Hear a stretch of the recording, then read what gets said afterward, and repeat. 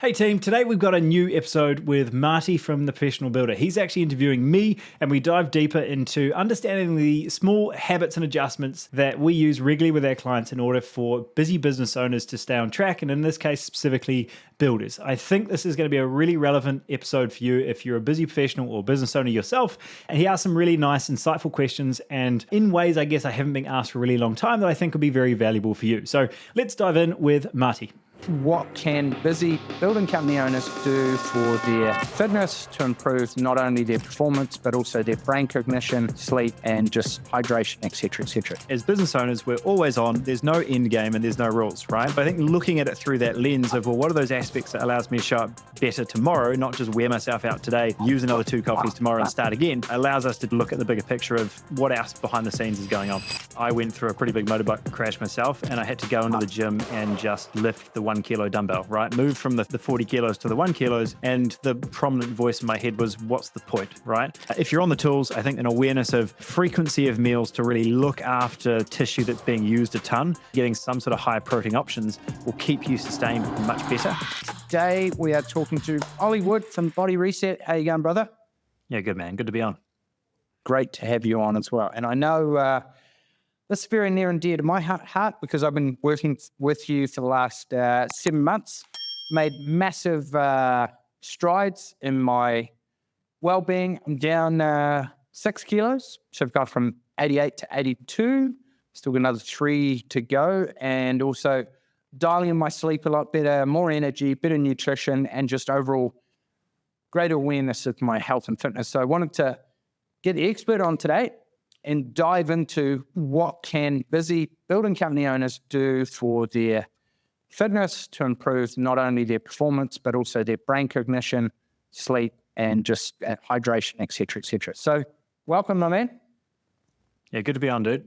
We've recently had builders at our place as well, so everything's pretty, I've seen some of these play out in the last 6 months pretty close, and interested to give me more of an insight into both what they could do to improve their health, but also how they currently approach it. So I feel slightly more equipped for this. 100%. And I think it gives me a good insight into, I can ask a lot greater, insightful questions having gone through your initial 6-month program and now carrying on with the next 6 months. So can you talk us through a little bit about your background and what led to you creating Body Reset? Yeah, so for me, I was very much one of those active kids that did every sport in school. Moving into uni and diving down more the commerce route, I actually moved into a personal training space pretty quickly. And there was a huge Where was school for you? Where'd you grow up? Hawke's Bay initially, and then came down to Wellington for uni. So just decided to go to a colder, windier place and felt like that was a better place to live somehow. But no, I stayed here, been a personal trainer for a little while. And the big emphasis, I guess, on that was this working predominantly with business professionals and business owners that were looking to get their health back on their side. And that became a pretty big insight on the people that were really looking for those changes early on. But I think one of the things that on my side, I had a huge obsession with how to maximize every second in the gym and progressions and how to move effectively and all these things. But within the space of 6 months, it was fairly apparent that was a complete waste of time unless we addressed the bigger picture, right? Which was the stress and inflammation that they were walking through the door with. So that awareness of how are you actually looking at those other pieces of the pie, what we now call that PPR formula, right? Performance takes care of itself when we look at preparation and recovery. So an ability to look deeper into what are those aspects that we need to address before we go to the gym so that you've actually got some capacity to recover, get the most out of those workouts or exercise itself, and more importantly, that mental or physical sharpness through the day so that you're showing up the way you want to. Absolutely. And what are the biggest mistakes that you see busy business owners and building company owners in specific making? What are the top 3 or 4 things that they do, either sleep, hydration, nutrition, or exercise, that it's all one big jigsaw? Yeah, I think for us, we always look at it through these three lenses, which is digestive, physical, and psychological, or nervous system, and really addressing those three. I think it's super helpful when looking at business owners, certainly in the building space, if there's a balance between being on the tools and in the office, or you've transitioned from one to the other. Certainly when I always bring it back to the how you would look at an athlete, right? They have all the week to prepare for a game on the Saturday. There's all of this focus on preparation. There's all this focus on recovery, and then they have a game. In a lot of ways, I would argue that they have it easier because what's happening is they've got a clear set of rules, they've got a clear start and end time, and there's a clear way to win, right? As business owners, we're always on, there's no end game and there's no rules, right? And being able to look at that, I think there's an awareness of how little recovery we place because we're always on, we're always performing, yet we never do those other two. So I think looking at it through that lens of, well, what are those aspects that allows me to show up better tomorrow, not just wear myself out today, use another 2 coffees tomorrow and start again, allows us to look at the bigger picture of what else behind the scenes is going on. Absolutely. And I think the big thing there is looking at Simon Sinek's, are you playing a finite game with a specific set of rules? Or are you playing an infinite game? And so you don't win the game of business, you get to stay in business and keep evolving and improving. You don't win marriage, you get to stay married. And you don't win fitness by getting in shape. The goal is to stay in shape. And I'm a fantastic one at going hard for 90 days and doing 75 hard and so forth and getting in shape, but then fall off the bandwagon and might have some drinks and that'll lead to eating shit food and so forth. So can you talk a little bit about the psychology of like, how do you break that cycle, or what can you do if you're a feast or famine, all or nothing, go hard for 90 days and then, fall back? Yeah. For me, I wouldn't have had an answer for that until I went through a pretty big motorbike crash myself, and I had to go into the gym and just lift the 1 kilo dumbbell, right? Move from the 40 kilos to the 1 kilos. And the most obvious or prominent voice in my head was, what's the point, right? If I'm not in here to do 110%, why go in there? And I think one of the phrases inside our world that really built from that was half-ass is better than no-ass, right? And it was really, up until that point, I was like, I hate that phrase. That doesn't make sense, right? Like it's all in or nothing. And I think bringing that awareness, certainly if you're trying to get back into some version of shape, there's really apparent for most people, if they've been fit or athletic in the past, there's an apparent gap between where they are now and where they used to be, right? Their capabilities they once had and where they are now. And certainly if you're in, past your mid-30s, 40s, 50s, etc., you're likely in a spot where you can see that gap, and that sucks, right? And there's an internal discussion or conversation that needs to be had that needs to be a little bit kinder on yourself, because a lot of the time it's just, show up and break shit, rather than there's a little bit more compassion required to actually just keep showing up, even though you don't have that capacity you once did.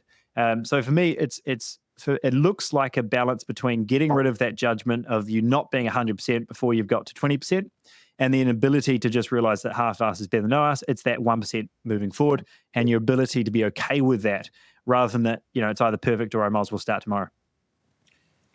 Yeah, it's a very interesting thing that I struggle with is that all or nothing, and eating great for 7 days, 14, 21, and going, shit, I deserve a, I don't know, bottle of wine or McDonald's or pancakes or whatever. And then that'll lead to kind of, well, I've kind of ruined my diet for today, so I might as well eat some shit for the rest of the day.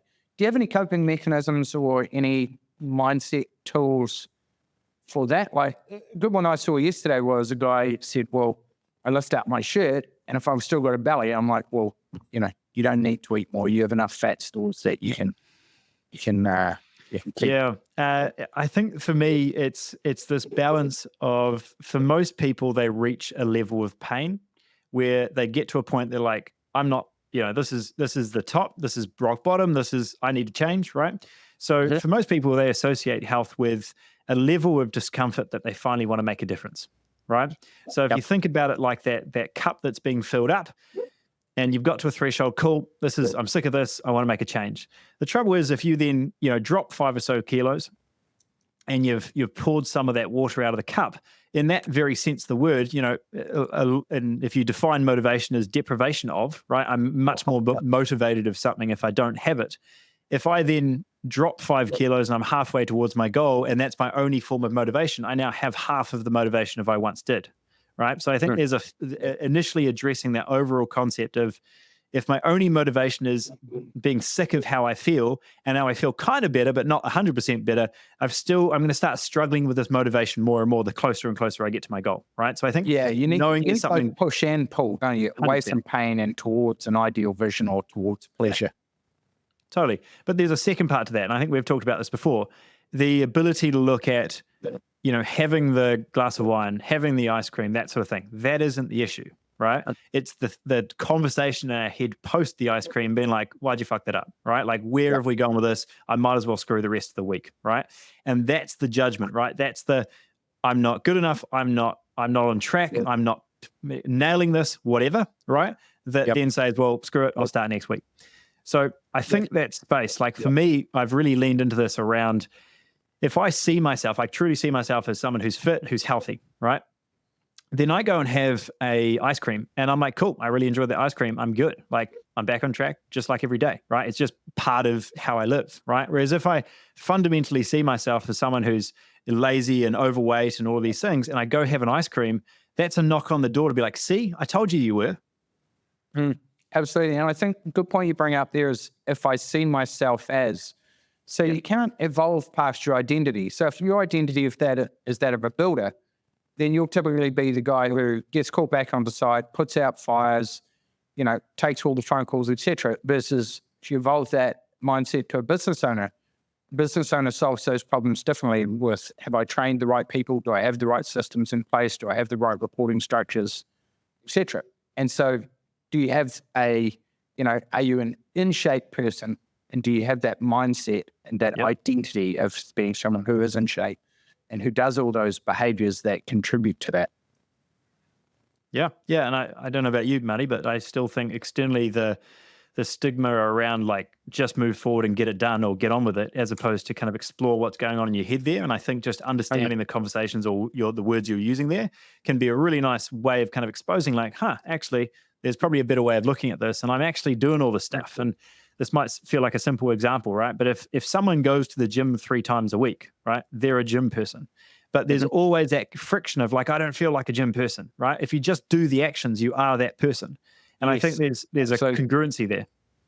Yeah, and Mosey talks about that a lot. It's like, how can you get rid of all the mind fuckwittery and just do the action that leads to the result? Totally. Yeah. If someone says I'm not a morning person, the answer is usually, would you like to be? Right. If you don't, great, keep going as you want. If you do want to be a morning person, let's anchor something in the morning and do it consistently. I think it's just rebuilding that back. And this ties into something else here, Matty, but I want to bring it up briefly, which is, for most of you, you'll rock up on site because you're required. You'll get those emails done because you're required. If you have a workout in your day and it's only for you, you now think you need this big source of motivation to do the workout. But did you need motivation to show up on site or do the emails or pick up your kid? Probably not, because it was required of you in your day. I think when we look at those things as optional, we just kind of open up this whole door to excuses. Exactly. And I think a big thing is with that is you are the sum of your actions. So what do you have laid out in terms of your perfect week for your default diary? Do you have appointments with your most important client, yourself, to exercise, prepare your meals every day? So I have my training time logged in every morning between 7 and 8:30 a.m. where I'm at the gym or going for a cycle, etc. And I think because it's in my calendar and my calendar is my God, it makes sure that it gets done and nothing else overrides it. What other tools would you say are available or help or mindset with regards to getting that exercise in on a regular basis?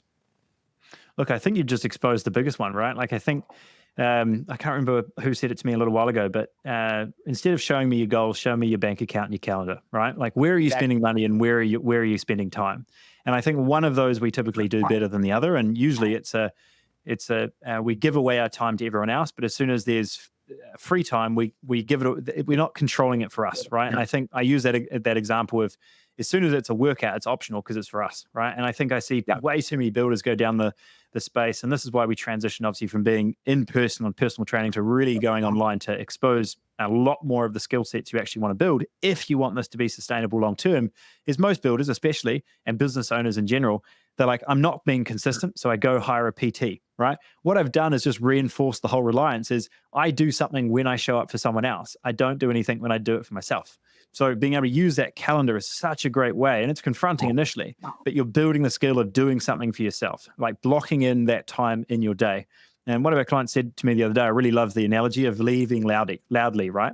Letting your guys know that you're off to the gym, right? It's not something you're kind of hushing and throwing under the rug. Like, this is a key part of my day to show up the way I do. This is how I stay sharp, both mind and body. And I think that space of using that calendar is your best tool, your default diary, you called it, to be able to build into locking in those key things, not just the key client and work meetings, but those anchors that allow you to show up. What does a healthy day's eating or a healthy week's eating look like for a 35 to 60-year-old male business owner who weighs 200 pounds or 90 kilos, around that? What should they eat in regards to macros, nutrients, et cetera, et cetera? Yeah. So I think there's probably two key categories or a transition there that you would look at, right? Are you on the tools? Are you in the office? What's the overall activity level? You've given me an age, you've given me a goal, you've given me a weight. So you're going to be somewhere in the sort of higher protein, sort of 3 to 4 meals a day type setup, right? I typically find that if you're on the tools, you're probably going to get away with a bit more carbohydrates, right? And certainly in building, you seem to have, you'll have that subsection of guys that have always been lean. They can eat whatever they like, and they'll just keep going. The trouble is internally, there tends to be an inflammatory marker or a couple of things going on that don't tend to be seen for longer because they're not seen externally through simply fat cells, right? So if you're on the tools, I think an awareness of, frequency of meals to really look after tissue that's being used a ton, like really going to those 4 meals. And if you've got your 2 smokos or your 2 breaks in there, as well as, lunch and dinner, et cetera, having those and really utilizing those as spaces, not just for a cup of tea, but actually getting some sort of substance, some sort of higher protein options will keep you sustained between those much better. I'm finding a lot of, certainly recently, we've been looking into a lot of blood work with either farmers and builders, where they're getting away with some higher carbohydrates options externally, right, with how they look and how much fat they're holding. But what's happening internally is some of their blood sugar readings are through the roof because they're seeing these big spikes. They're having the Subway, they're having the McDonald's, they're having the Cokes to get through the day because they see it as energy that's being utilized, right? They're not just sitting in front of a desk not utilizing that sugar. But if it's constantly high in the body, we've still got a chronically high sugar rating in the body, right? So I do think a reduction of carbohydrates is probably not a huge surprise, but the big switch for us is not just about what you don't eat, it's about what you replace it with. And if you go a higher protein option, you're going to feel fuller, it's going to be more sustained. If you're in the office, right, you're the same weight, height, etc. That's where all of us have probably seen or expected that transition. You move off the tools and into the office, and this gut appears, right, or starts and continues to grow. And I think, again, that same rule applies, is definitely carbohydrates is going to be lower. I definitely think at the start of the day, if cognitive focus and mental clarity is key for you, then higher fats in regards to your avocados, your olive oils, your eggs, etc., is going to be a really nice way to just see a whole nother level of sharpness in your brain function. But again, focus on high protein rather than lowering carbohydrates, because if you just focus on lowering carbohydrates, you feel hungry and grumpy and tired, and you'll probably splurge on the weekend, right? Or end of day. That's one of the things that rings in my ears from your program is whenever you're constructing a meal, where's the protein coming from? Yep. And I've been listening to a lot of Andrew Huberman, Huberman Labs, and also Dr. Andy Galpin, and they're recommending, which I'm sure is a common recommendation, about 1 gram per pound of body weight for protein. So that seems a lot though. So I weigh 82 kilos at the moment. So what's that? 160, 170, near enough to 180 grams of protein. That's a truckload of protein to get in. I can typically get 130 to 150, but 180 seems quite a lot. What are your thoughts on that gram per pound? Yeah, I think it's accurate. 1 gram per pound, or 1.8 to 2 grams per kilo. I think it's a really good measurement. I think it's really consistent in the overall performance, recovery, health space. And I think the issue and the reason it feels like so much is if you look at the general population, which by the way is mostly obese, they tend to have more sugar than they do protein in their day, right? Why is that done? Because it's way easier to eat refined carbohydrates than it is high protein. It's way more metabolically demanding. It's harder for your body to break down. And if you're not slowing down enough to actually eat the meal, what I mean by that is most people eat every single meal inside or in front of some form of screen, phone, TV, laptop, right? So there's no conscious intent around how you're eating. Why does that matter? Well, if you think about how we would naturally make food, right? We cook it, we prepare it, then we eat. There's this whole process in our body of like developing saliva in our mouth, our digestive enzymes in our stomach getting ready, and then us actually being in a calm state to eat, right? This rest and digest space. So if we're looking at managing that nervous system, and if you're listening to this podcast, you've likely heard the rest and digest or fight or flight response before, right? So managing that nervous system space is massive when you look at digestion, right? When you're trying to improve your gut, breaking foods down, really being able to utilize those foods. If your gut's not right, meat's going to feel very heavy in your stomach. You're not breaking stuff down properly. So managing that state when eating, not trying to eat when you've had an argument or you're rushing in between meetings or you're just angry or stressed or whatever it might be, you're going to find that food just sits in your gut. So that awareness of tying together what we call that vagus nerve, right? That connection between gut and brain. The direct connection between that is your breath. Breathing through your nose, breathing out through your mouth. And if you simply did 3 to 5 deep breaths before eating, you'd notice that your digestion improved and your ability to actually eat those higher, more dense meals like a higher protein option would be much easier to get down. So from an optimizing towards the actual chemical, biological breaking down of food, I think that's a really key part. And then the second part, as we might dive into, is more of like the actual preparation and actually having access to good food, right? Because most builders are on the run. They'll have a takeaway from here, there, and everywhere. And the protein tends to be super low. The carbohydrates are very high. Yeah. What do you recommend around meal prep? How do you make that easier? I'm fortunate. My loving wife cooks for me. I eat pretty healthy. I eat at the cafe at the gym, grilled chicken, couple of poached eggs, broccoli in the morning. What do you recommend around meal prep? How can you make it easy so that it's easier to stay on track and you're not tempted to eat that grab a Coke or a sausage roll or whatever during smoker or lunchtime?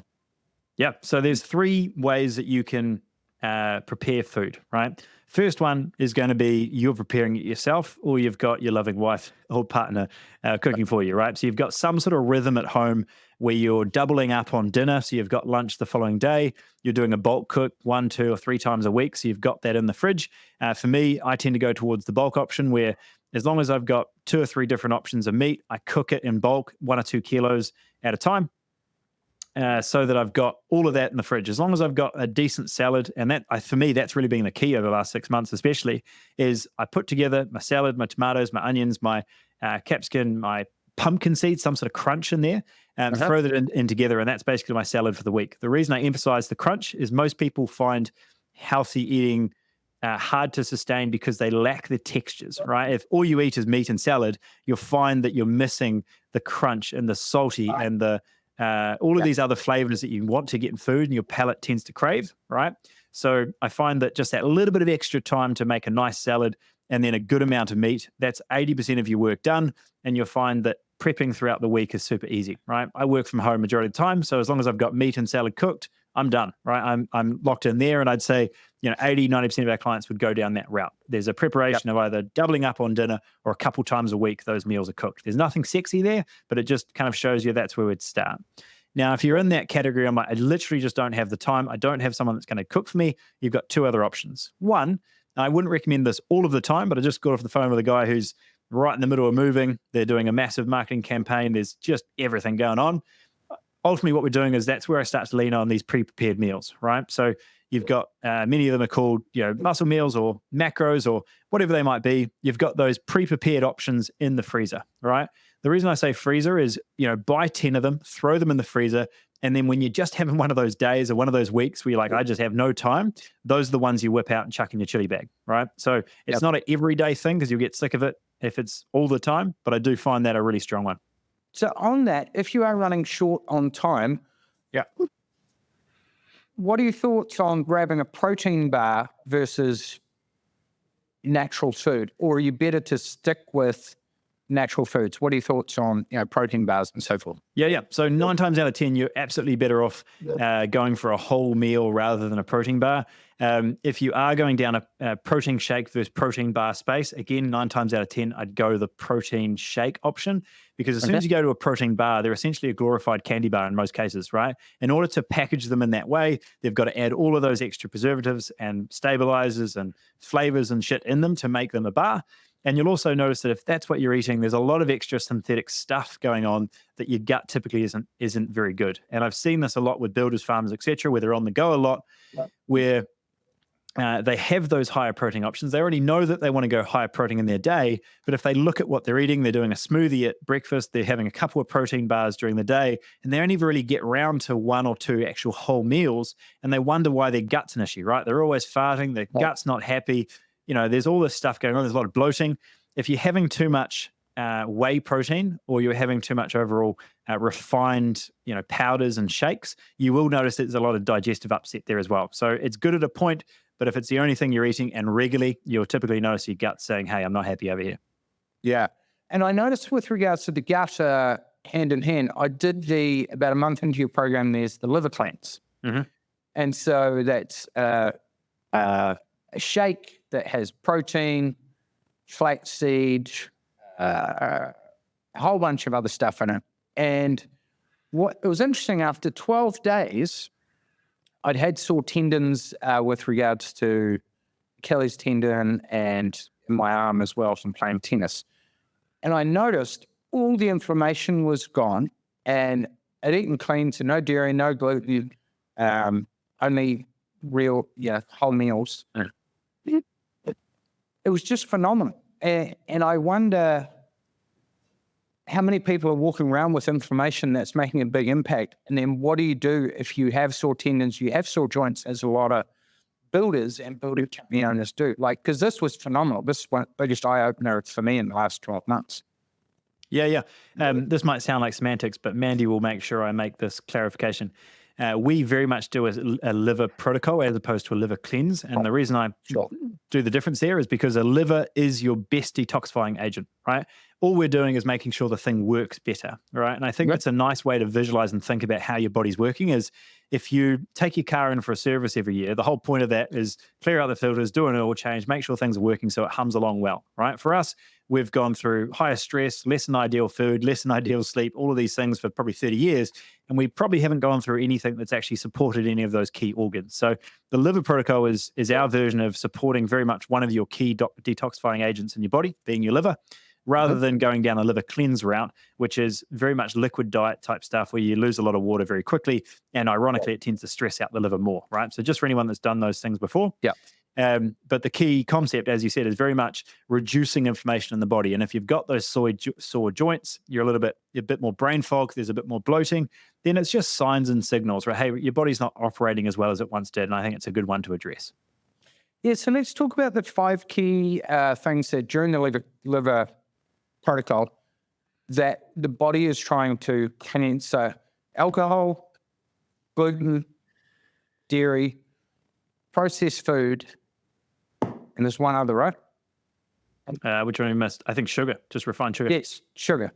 Yeah. So let's talk a little bit about alcohol, impact it has. Before I do, I'm going to circle back because if anyone's been paying attention, you've got 1, cook your own food, 2 is prepared meals, and then number 3, right, which I think in building terms is a really good discussion to have, which is when you do this default diary, you get an awareness of the amount of time you don't have in your day, right? And you start to protect those 1 or 2 times in your week that actually moves the business forward. Now, when you look at things like meal prep or cleaning the house and things like that, we look at those as defaults that we need to do a lot of the time, right? Whereas when we're at work, we get an awareness of our higher value tasks, the things that really drives the business forward. And then we've got the certain admin tasks or certain emails that we no longer need to respond to, the phone that's always ringing. Is that something that we are best suited to doing? Probably not, right? So we have that mindset at work of actually investing money to save time or to allocate our time better at work. A lot of us don't do that at home, right? When we're doing things like the cleaning, the gardening, the cooking, we don't address that, right? So the third one of those 3, you either cook it yourself, you get the prepared meals, which again is only really a half the time thing, or number 3 is get someone else to cook it. And if you don't have someone else in your household or someone around you that's willing to cook that regularly, then bringing in someone and paying a couple $100, sometimes not even that, once a week, cooking out all of your lunches for a week can be the best use of your time if you're running out of time. And I think a lot of people just don't consider that. Certainly looking at a personal chef sounds real swanky and not something that everyone would look at. But if we look at it through the same lens of, if I could pay someone $35, $40 now and save, hours of my week, because we all know they'll do it much quicker than us, it would taste much better and everything in between. We've both invested into our health, actually staying on track way better and enjoying the meals. And we've brought back 2, 3, maybe even 4 hours of our week quite quickly. So I think that's a really nice third one to think about as a business owner or someone looking to get their time back. Absolutely. And just you can't outperform your identity. So we recommend everyone thinks of themselves as a business athlete.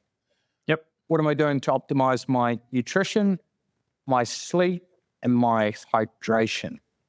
So, and obviously exercise. So can we talk a little bit about what are the fundamentals of exercise that business owners, building company owners should be doing on a regular basis? What's a week look like?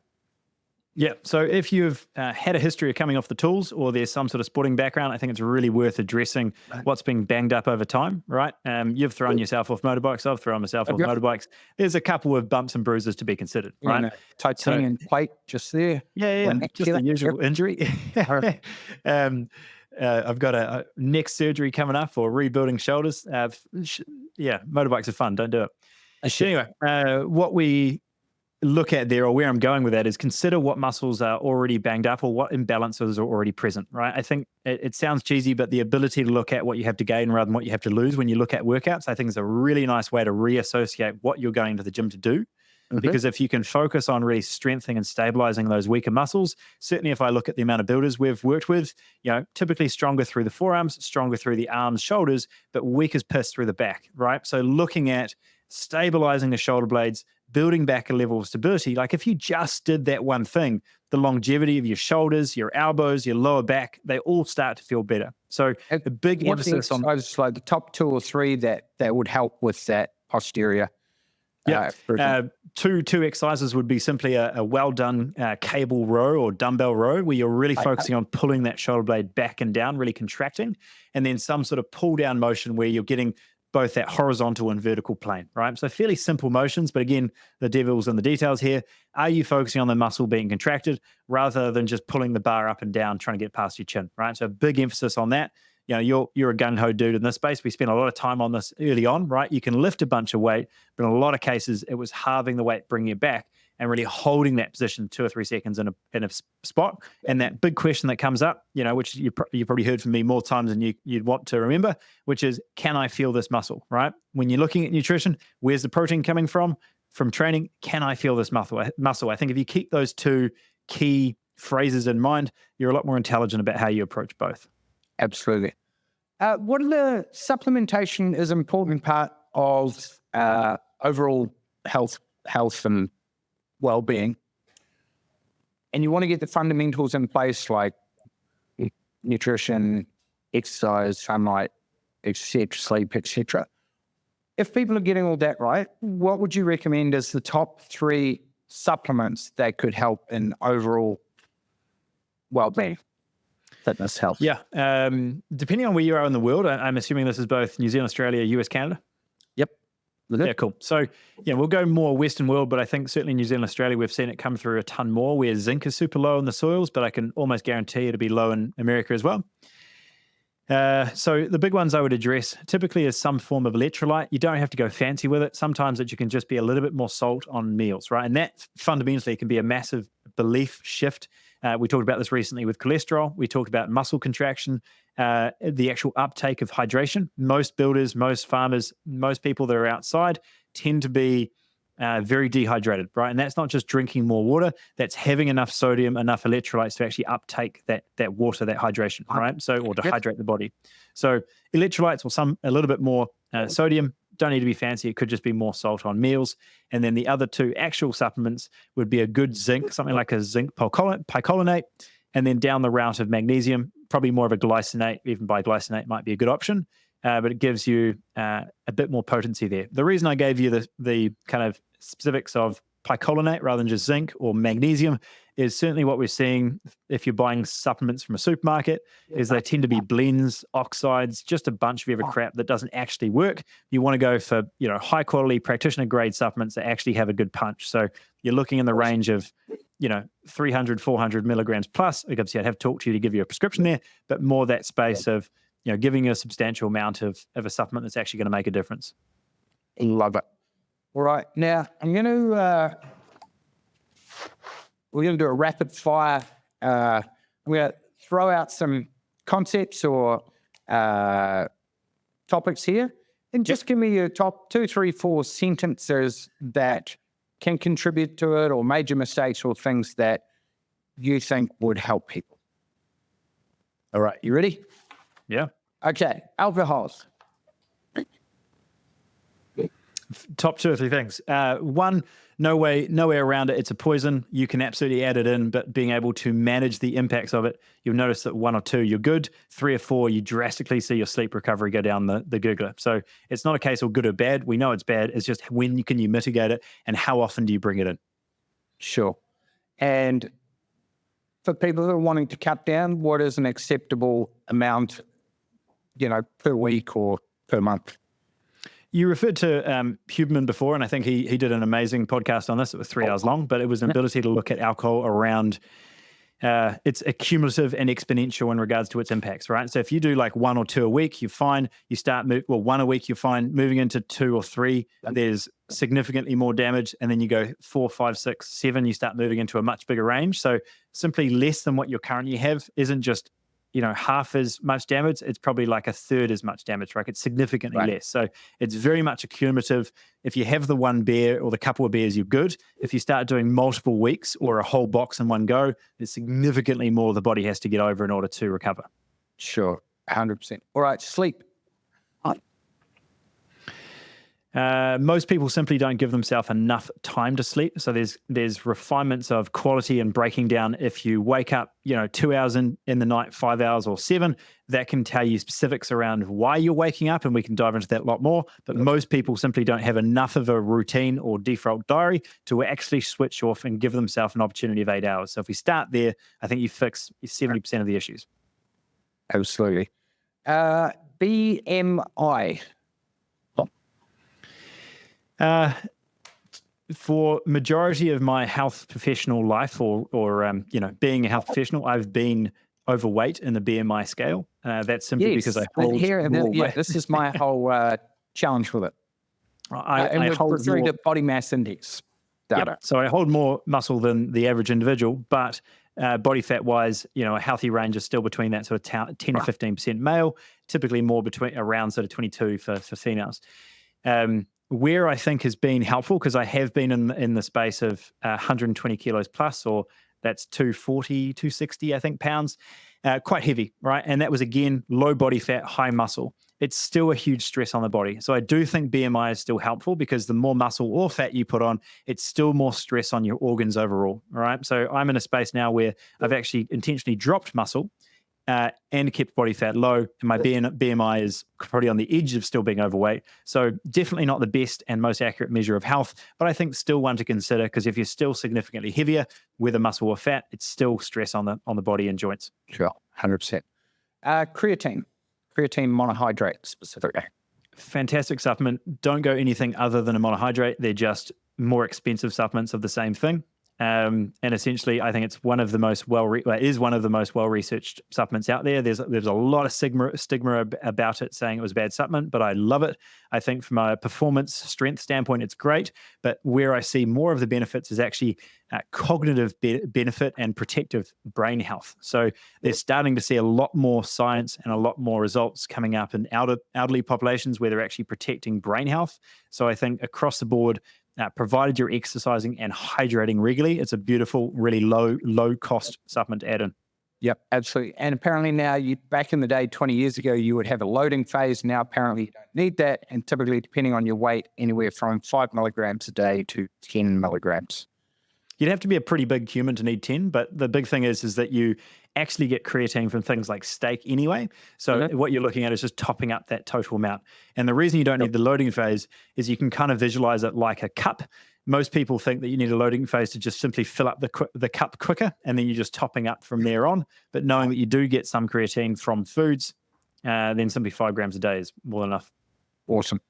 My Fitness Pal. My little quote I keep coming back to here is if your only focus is on calories, you're 70% right and 100% wrong.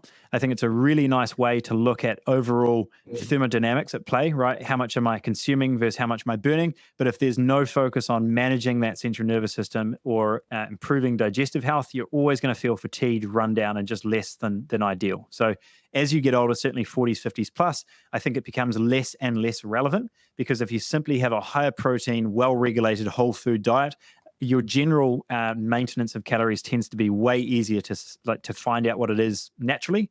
The only way that we typically overeat is we're underslept and stressed, or we have a really high processed diet, right? So I think if you manage those things, it's a beautiful skill to know how much am I actually eating and what does that look like as numbers, but it's certainly not the full picture. Absolutely. Cholesterol. Massive topic. Where do I start? The big thing I'd add in here is that cholesterol in the medical sense is only a problem when it's too high, all right? One of the things from more of a health and practitioner sense that I would address is that it can also be a problem if too low, right? So cholesterol, like everything else in the body, is about finding like an optimal amount or ideal amount in the middle somewhere. And the reason I bring that up is I think playing the fight for actually more cholesterol in some senses is helpful, because it's one of the key functions required for hormone status, testosterone, estrogen, etc., being shuffled around the body and really elevated a little bit more. So I think that suppression of cholesterol and always being bad is very unhelpful to overall health and performance. Gotcha, 100%. Salt. Yeah, kind of same thing, right? Like it's one of these things that's being demonized forever. But if you're not eating a highly processed American diet or standard American diet, then simply, if you're going towards whole foods, you're eating healthy, you actually need to intentionally add salt. If you look at how much sodium is in a standard McDonald's burger or a pizza, it's through the roof. But if you're not having those processed foods every day, most people are very low on sodium, and actually increasing that up a little bit makes a difference. Where salt is an issue, just like fat, is when there's a lot of processed sugars present as well, and that's where you start to stuff up the equation. Absolutely. Fish oil. Like most oils, the big one I look at to kind of have a first, qualification of quality is a dark glass container, right? If it's thin, clear glass, whether it's a dressing or a cooking oil or a fish oil, just stay clear of it, right? They're really unstable oils, so you really want to make sure how they're packaged, and then therefore, of course, where they're sourced is very much first and foremost. I'm going to go and buy some fish oil after this, omega-3 fatty acids. Am I better to buy the caps or the oils, and what brands would you recommend, or what should I look for? The more globally present ones, certainly through New Zealand, Australia, and Americas, would be your Nordic Naturals is a really good one. I think they tend to be helpful. I think New Zealand, we're a bit lucky with having a couple more options locally that tend to be better, but you want to be looking for sort of that wild caught or just more sustainable where it's been extracted from tends to be a really big part of that. Sure. So as long as they know where it's come from, most oils are just kind of slapped in there. I'm like, I don't even know where this fish came from. I think you're in a really good spot. And then the packaging of oils is a big part of that, because it means that they've considered the quality of the oils through the production process. And I think that's 90% of it. Awesome. Love it. And what are your thoughts on fitness trackers? And you have things like the Oura Ring, you have Whoop bands, Apple Watches. Yeah, I love them. I think they're very helpful from a coaching standpoint. They're fantastic because it gives me a lot more insight into how Marty's day is going on rather than waiting for him to tell me. But it also is a massive insight into not just when to push. I think a lot of people get trackers and they get really motivated and they start doing more exercise.